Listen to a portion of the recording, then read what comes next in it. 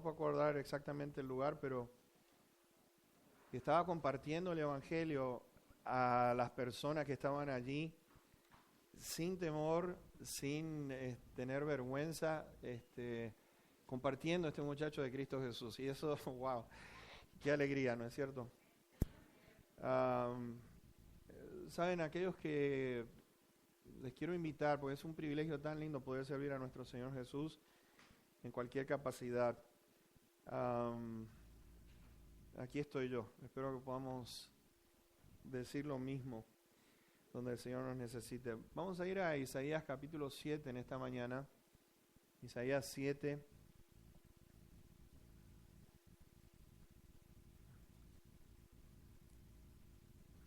Hemos estado observando algunos puntos importantes desde que comenzamos este maravilloso libro en cuanto al costo tan alto que hay que pagar cuando uno no escucha a Dios, cuando no lo buscamos, cuando no lo honramos. Lo que vemos en la Biblia, vez tras vez, y saben, a mí estamos hablando de esto el viernes en la noche. Yo digo, ¿por qué somos tan duros de corazón? Estamos hablando de la nación de Israel, que tenemos que entender una cosa: estaban bajo un pesado yugo. La nación ora a Dios, manda plagas, 10 plagas tremendas sobre la nación de Egipto, una nación muy poderosa en esos días. Los dejan ir, están allí enfrente del mar. Dios hace una cosa tremenda, abre el mar. Ven alimento cayendo del cielo para alimentarlos. Ven el poder de Dios. Dice que en el capítulo 20 de Éxodo vemos la nación que estaba aterrada. Veían cómo el monte Sinaí estaba humeando. Dice que la voz, se veían relámpagos y el pueblo estaba aterrado. Entonces, terminado de ver todo ese espectáculo, Moisés se va por 40 días y durante esos 40 días hacen o funden lo que es una vaca de oro para adorar a aquello. Y yo digo, ¿por qué después de que Dios ha sido tan bueno con nosotros, mis hermanos, de que esta nación de Israel, escogida por Dios, la iglesia de Dios, escogida por Dios, se manifiesta en el Antiguo Testamento como en el Nuevo Testamento, el mismo problema? ¿Y cuál es ese problema? Vemos rebelión. Nos rebelamos a pesar del amor que Dios tiene por nosotros, nos rebelamos porque hay algo que tenemos que entender, es lo siguiente. A este Señor al cual le hemos dado nuestra vida, rebelión es todo aquello que vaya en contra de su voluntad. Y la voluntad de nuestro Dios nos dice, por ejemplo, ¿cómo puedo yo conocer la voluntad de Dios? Está muy clara. Por ejemplo, en 1 Tesalonicenses nos dice que esta es la voluntad de Dios, la santificación del creyente. La voluntad de Dios es que usemos nuestros dones para la gloria suya. La voluntad de Dios es que vayamos por el mundo llevando el Evangelio. La voluntad de Dios es que nosotros cumplamos sus deseos. Y aún así, si hay algo que debe dolerle a nuestro Dios, todo lo que ha hecho por nosotros, y sin embargo nosotros estamos en rebelión. Y hablamos de rebelión, y yo digo todos nosotros, en el sentido de que ¿quién cumple al 100% la voluntad perfecta de Dios? Rebelión tiene que ver con aquellos que se levantan en contra de la autoridad de Dios. No solamente eso, mis hermanos, lo triste de la rebelión es esto, que queremos sustituir a Dios, quitarlo de donde está, el lugar que Él se merece, o derrocarlo. Es decir, sacarlo para tomar el lugar que solamente le corresponde a Él. Y fíjense en que lo vemos en Génesis, desde el mismo inicio, cuando el diablo le le hace esta pregunta a Eva. Eva le estaba diciendo, no podemos comer de este árbol. Y fíjense en la pregunta que hace el diablo a Eva. ¿Con que Dios dijo de que no se puede comer de todo árbol del huerto? Y vemos entonces que el diablo le dice, mira, es muy sencillo, si comes de ese árbol, vas a ser igual a Dios y vas a conocer lo bueno y vas a conocer lo malo. Y entonces la mujer dice que vio agradable el fruto que estaba colgando de aquel árbol. Lo vemos en 1 Samuel 8.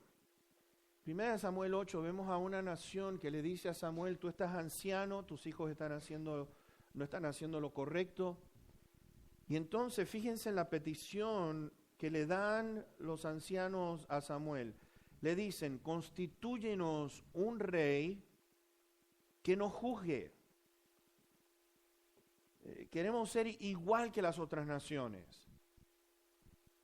Fíjense en Dios, hasta ese momento estaba siendo el rey de aquella nación, pero le dice, no, queremos ser iguales que los demás. Constitúyenos un rey para que este rey nos juzgue a nosotros.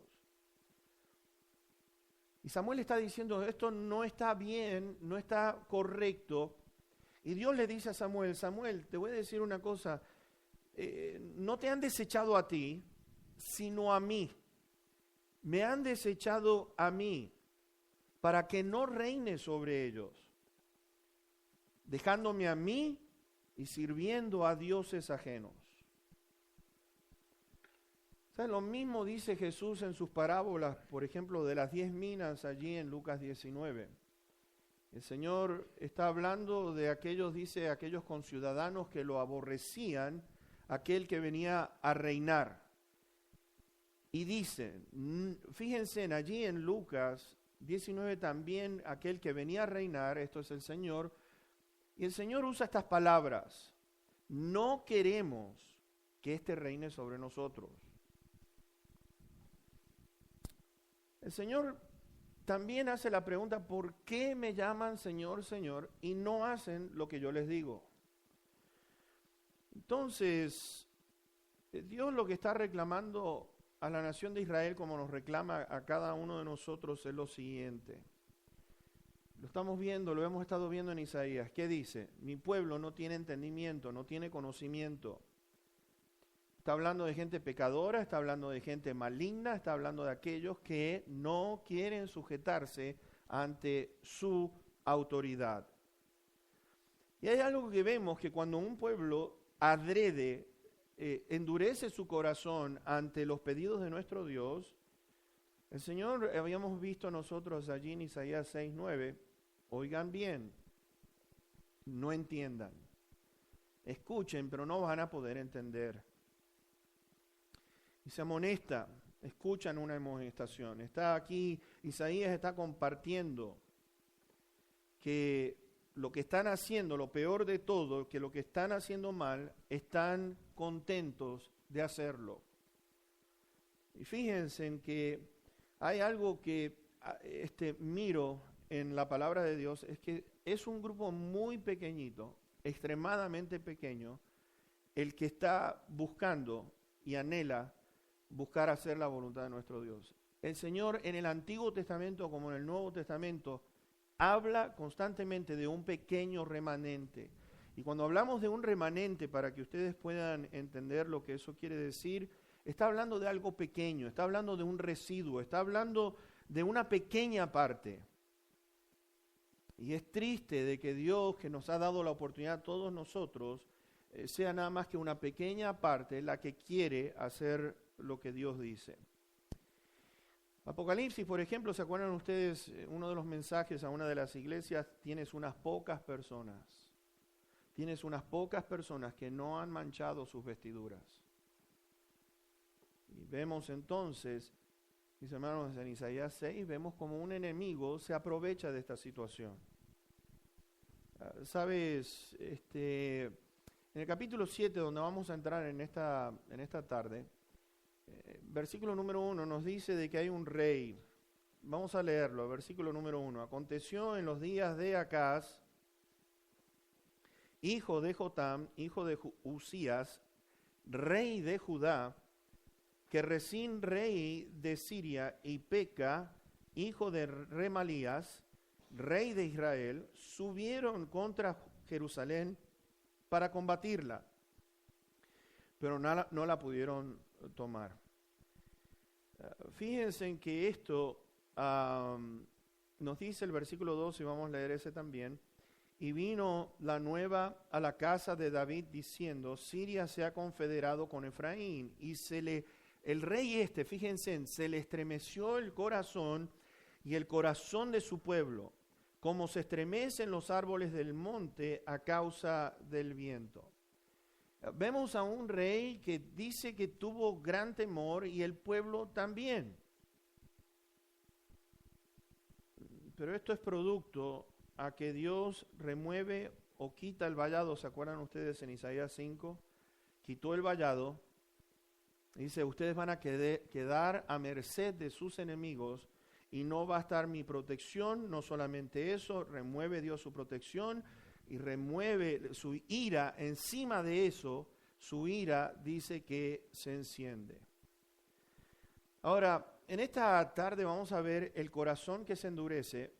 Va a haber muchísima pérdida y perdemos mucho. Y vamos a ver las condiciones de un corazón endurecido. ¿A qué nos va a llevar? Fíjense en los días, primer punto que yo quiero que ustedes vean, en los días del rey Acaz. Ahora, ¿este rey quién es? ¿Quién es este rey? El Señor está preguntando lo siguiente, ¿por qué quieren ser castigados aún? ¿Por qué todos se están rebelando a pesar de lo que estamos compartiendo? Este rey desperdicia una gran oportunidad. Porque fíjense que ante todo una nación que es pecadora, habíamos visto en el capítulo 1 que Isaías manifiesta, estoy en medio de una nación de labios inmundos. Y él reconoció que él estaba con labios inmundos por igual. En el capítulo 7, y vean el versículo número 11, la oportunidad que desperdicia y que desperdiciamos nosotros como pueblo de Dios. Fíjense, Dios le está diciendo esto a este rey. Pide para ti señal de Jehová, tu Dios, demandándola ya sea de abajo en lo profundo o de arriba en lo alto. Mis hermanos, esto es algo increíble. Pide para ti una señal. La voy a hacer enfrente tuyo. La voy a hacer enfrente de la nación. ¿Y saben lo que hace un corazón endurecido? Acuérdense, está con miedo el rey de Siria, y no solamente esto, estaban los dos reinos, el otro rey de Israel, que era Peca, rey de Israel, venían en contra de este rey. Y Dios le está diciendo, pide señal. Ahora la pregunta, si Dios le está diciendo esto, véanse en lo que responde Acaz en el verso 12. Y respondió Acaz, no pediré y no tentaré a Jehová. Ahora ustedes dirán, wow, qué bárbaro, no va a pedir porque tiene respeto a Dios, pero vamos a ver una cosa con respecto a por qué está esto aquí. Y yo quiero mostrarles el corazón de una persona endurecida cuando está en pecado y Dios aparece para querer decirnos, mira, yo voy a hacer cosas grandes. Dios había dicho, ustedes son una nación escogida, han sido escogidos para ser arrancados de las tinieblas hacia la luz admirable de nuestro Dios, con un propósito, son una nación santa, pueblo escogido, para poder compartir al mundo las virtudes de aquel que nos ha rescatado con gran poder. Ahora, ¿qué hay en el corazón? ¿Y qué había en el corazón de este rey para que dijera, no voy a pedir y no voy a tentar a Dios? Así que vamos a ver en Segunda de Reyes, en el capítulo 16, Segunda de Reyes, en el capítulo 16, las razones por las cuales no quiso pedir. No es que había respeto absoluto por Dios, era un irrespetuoso. Y fíjense en el capítulo 16, versículo 1 al 4 de Segunda de Reyes. nos dice a nosotros allí